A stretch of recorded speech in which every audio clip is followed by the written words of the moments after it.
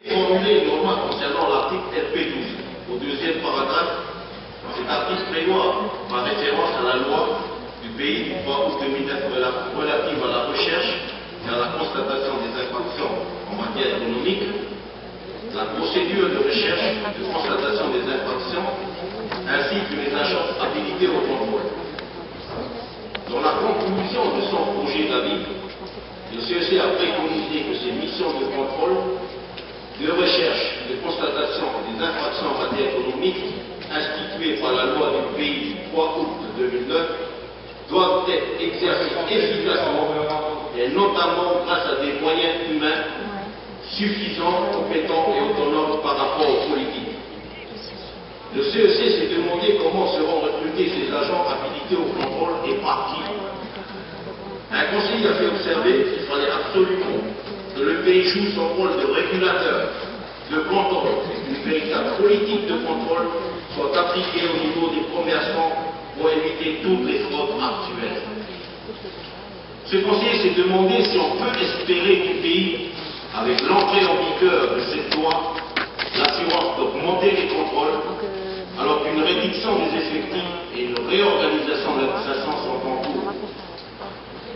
S'agissant des amendes, la Commission avait proposé un maximum de 500 000 francs CFP, alors que la loi du pays passe d'un montant de 100 000 francs CFP à 1 785 000 francs CFP. C'est simplement la copie conforme de la loi française actuelle. La Commission a considéré que 100 000 francs CFP d'amende à l'encontre des grandes surfaces en cas d'infraction ne représente rien du tout par rapport aux petits commerces, et que ces grandes surfaces préfèrent constituer des amendes à tort et payer une amende de 100 000 francs CFP.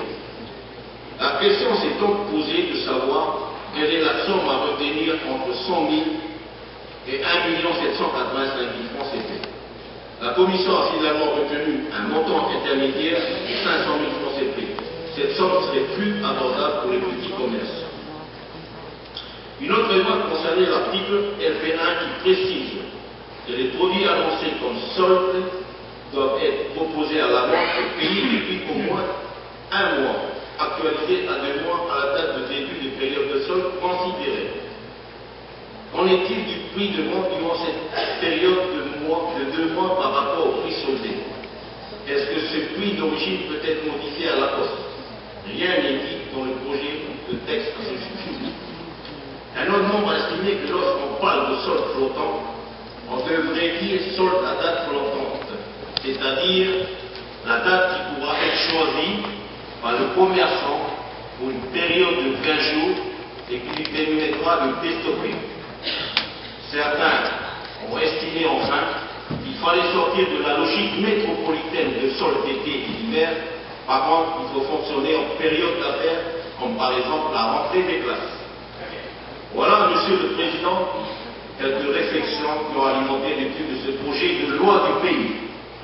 Je vous remercie de votre attention et Maloulou Fadra.